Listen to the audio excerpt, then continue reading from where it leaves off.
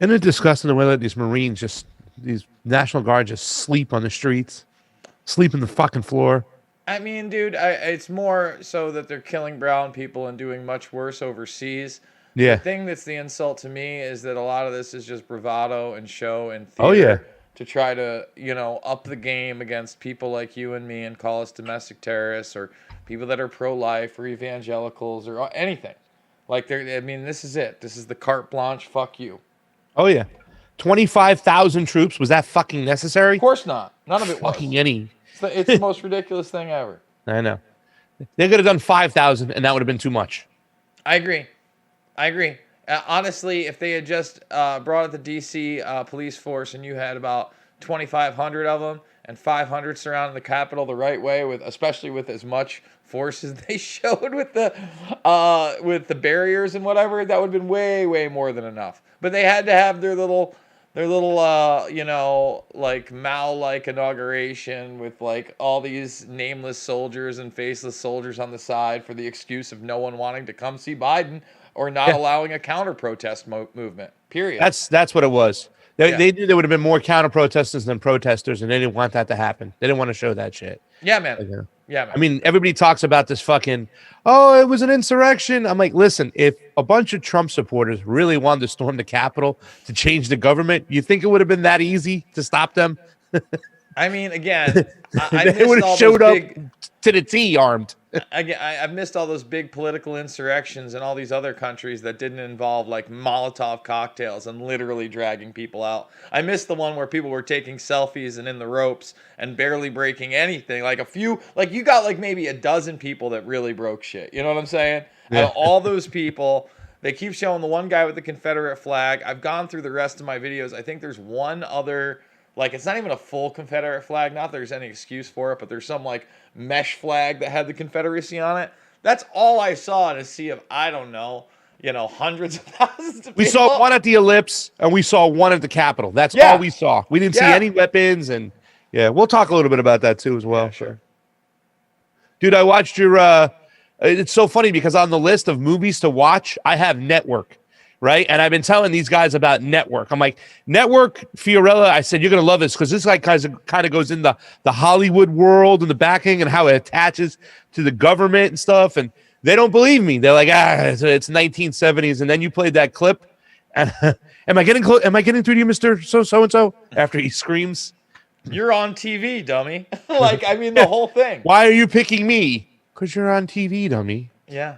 Yeah. And Ned exactly. Beatty, then you showed him at the end, the shooter, when he was like, you went through and you pillaged this whole village. It was one village and it stabilized the reason. And now they're not cutting their heads off because of what tribe they're from. And it's like, Mark Wahlberg has that pause of like, is that what really happens? Like, yeah. And it really happens. It's like, wow. Yeah. Ned Beatty. Yeah, Ned Beatty, and you know what? Ned Beatty's still around, and Oh, it's so yeah. amazing that movie's in 1974, and then Shooter's in 2007, and Beatty doesn't look like he's aged. Like, I mean, they made him a little bit older looking, but I remember like the big Ned Beatty roles for me were the Superman roles as a kid. Yes, Mr. Luthor. Mr. Yeah. Luthor. And doesn't he kill him? Doesn't he He's kill great. him in a train? What? Yeah, he pushed him in the train, right? Oh, yeah. Yeah, like in the beginning, I think it's like the third one. And I just always thought about that. But then later on, when I saw fucking Deliverance, like that horror flick, you can't forget about him there. So Ned Beatty's been around, man, and especially those two. Rockfin with the looser rules. I'm gonna start doing at least one a week where I pull something out of a Hollywood film. Oh, yeah. And I analyze it. You know what movie I got on the list too? Distinguished Gentleman. That's Distinguished with Eddie Murphy. Eddie Murphy. Yeah. Yeah, I remember that one. Yeah, it's Isn't funny, that where but he it's kind of got basically- some good little points, you know? Yeah, no, he works his way into Congress, right, by pretending to be a dead man that won. Isn't that much, the yeah. plot? He used the Right. same name. Yeah. So it's like, oh, who do we vote for always? Oh, yeah. But that's big on like the way voting goes a lot. That's the part of voting we're fighting. It's like, well, this doesn't seem right and stuff. But you know how people vote. They're low informed. Oh, Pelosi, we always vote for Pelosi. She's the Democrat. Let's vote for her and stuff. So there's an element of like, of truth there that is something that as election integrity activists, we're fighting against. You know what, man, this system is so I don't even know where it's gonna go. It's comically, darkly hilarious at moments, like when this guy's signing these executive orders and out of the gates, if you're a diabetic or you need epinephrine, it's like, oh, sorry. And like, no one will own up to that on that side, like Yeah. at all. That's crazy to me. Like, that affects so many more families than COVID ever could. Literally life and death. And it was literally like a glass-based glue fisting of the anus in your face, and no, not a peep. Not a fucking peep. Yeah. When we were at the forced to vote thing, I was talking about mine was more like a cheerleader speech, but I was like, what about all those families out there who got to make a decision on whether to give their kids insulin or put food on the table? We're going to turn our backs on them because that's a huge thing. The fact that it's like, he removed that price protections literally, you know what I'm saying? And he's kind of just flaunting all these like bullshit executive orders that are supposedly just all roses and beautifulness, and he's stopping pipelines now and he's extending a moratorium. It's like, he's not extending a moratorium, asshole. He's going to extend what was going to be extended, and yet there's nothing to say about the back rent that's there. You still got to go to court and prove your case. So it's not like it's just, okay, you're off the hook. No, you got to go to court and prove your case that you can't go work, that you lost all this money. They're going to go through your shit like a microscope, put it under a microscope. And yet, like, people are just like, oh, isn't it a relief Joe Biden's the president? Listen, man, we're in bizarro world. I don't know if you saw the virtual inauguration parade after they like walked him amongst like nobody. Yeah. But it was bad. It was bad. It's all like, it wasn't a parade. It was like literally military propaganda with child propaganda with like, you go watch my video on it. It made me want to vomit. Like, I couldn't believe it. I'm going to check it out. I watched a lot of your videos. I watched the Rand Paul one the other day, which was so awesome because that's what the argument is like. I don't know if you've seen this whole thing with us and Jordan Sheridan just going back and forth. No. Like, it's like spun out of control. And he comes after us about, you have evidence-free conspiracy theories you're pushing to your audiences about the elections. It's like, dude, like, it is not conspiracy fucking free. And that's all you guys do. And he's like repeating the narrative of the mainstream media. No. Oh, please. It's been proven. It's like, no, it hasn't been proven. And no matter how many times you guys just say it or say people are idiots for questioning it, it's not going to change what happened. These things were fucking questionable at best.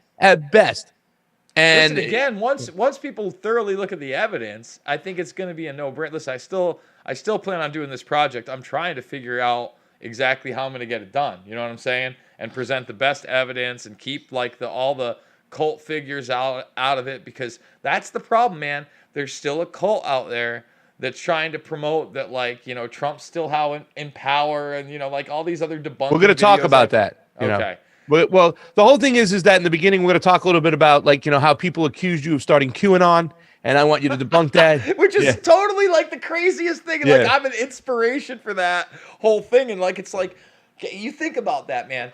From day one, I've spoken out against this fairy tale message board madness and white hats coming to save us and fucking fake indictments and all that other stuff. And still somehow the mainstream media so desperately wants to attach 9/11 truth and therefore loose change with that multiple media companies have now paid for articles and actual video pieces on that subject. That's crazy to me.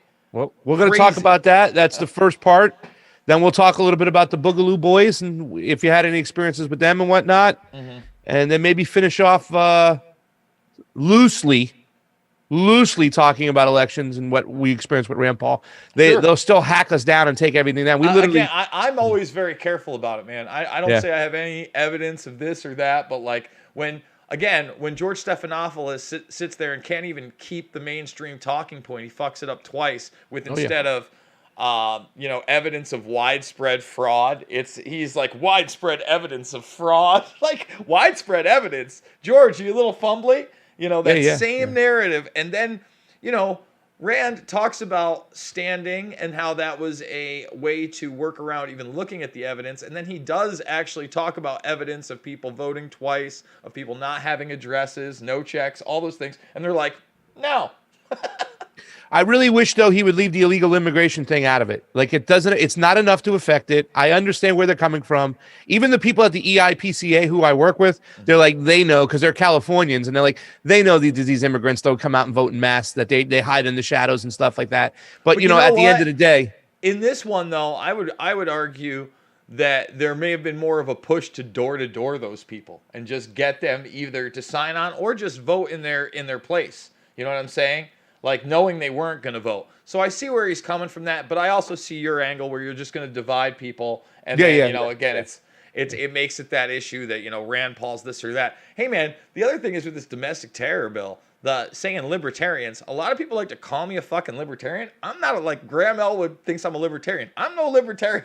I call myself a leftist libertarian. Yeah, so, well, I don't even go that far. I go, look, man, I'm a constitutionalist at best. At any issue, I'm going to see what that has to say first. And if there's some nuance to it, then I'm going to make a decision, not based on any kind of party or political belief, but based on really morality and reality.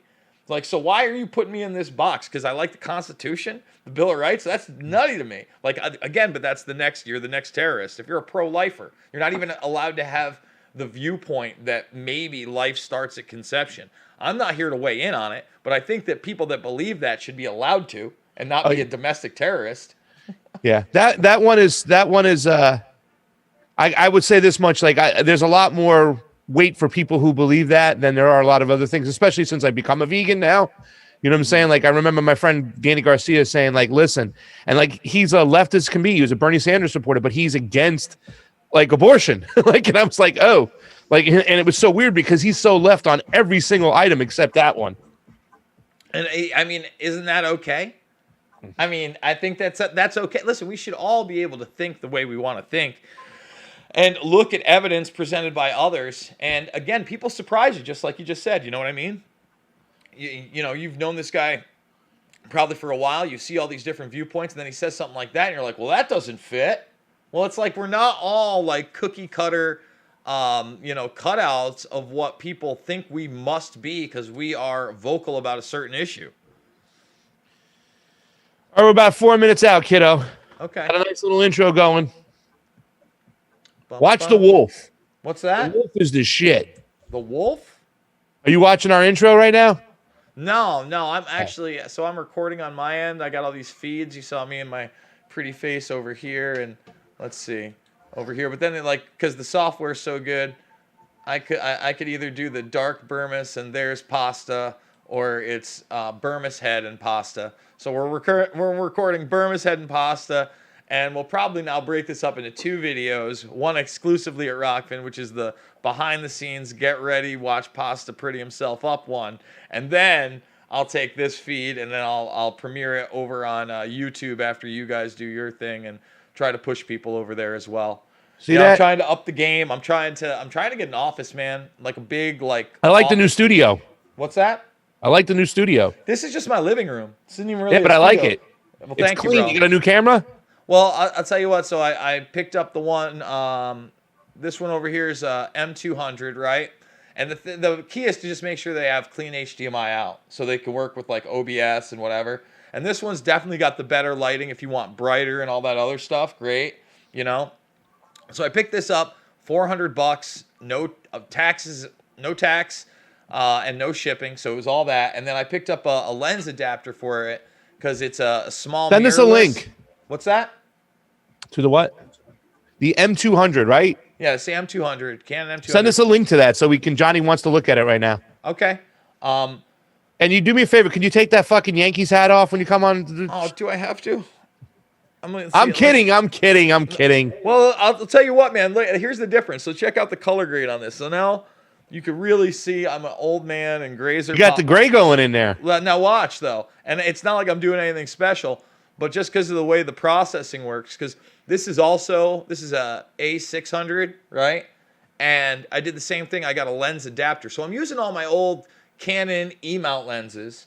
This is a 50 mil. The other one's a 35. And same exact lighting, same thing. They're right next to each other, but the colors are a lot different. And I even got one more that I could shoot with that's I can't do the clean HDMI out on. But, I want to shoot this documentary. I want it to look nice. I want it to look, consistent, but yet, have options. So I'm up in that game. And honestly, the one capture card I got this working on, it was like $40. And it's a good I mean, I'll get 60 frames a second, 1080p. I don't need more than that. The M200 does shoot in 4K though, which is nice. See, the audience is going to love that because I was getting asked, although they won't really get to see it. I guess they kind of will if they come over to yours. But they were asking me if I dyed my hair the other day. And I'm like, fuck you. I don't dye my hair. I'm going to age gracefully. I'm going to go full Clooney. Buddy. What's that? Just for men. It's called Just for Men. I know what Get it that is. gray out. I cut it out. The problem is my beard right here, which has never been that impressive anyway, is already getting that pasta chin right there. You know, that white chin right there? It's coming in right now. That's my calico beard. I'm telling you, with the new domestic terrorism bill, I'm going to have to shave the whole goddamn thing off and look clean cut. Looking like Santa Claus. I think they start looking when Tulsi was talking on we got 15 seconds. on Rockfin about that on Fox News about that shit. Jeez. What does it look like? A white guy? 5 seconds. Beard? It was the EOS M200, right, Jason? Yes, sir.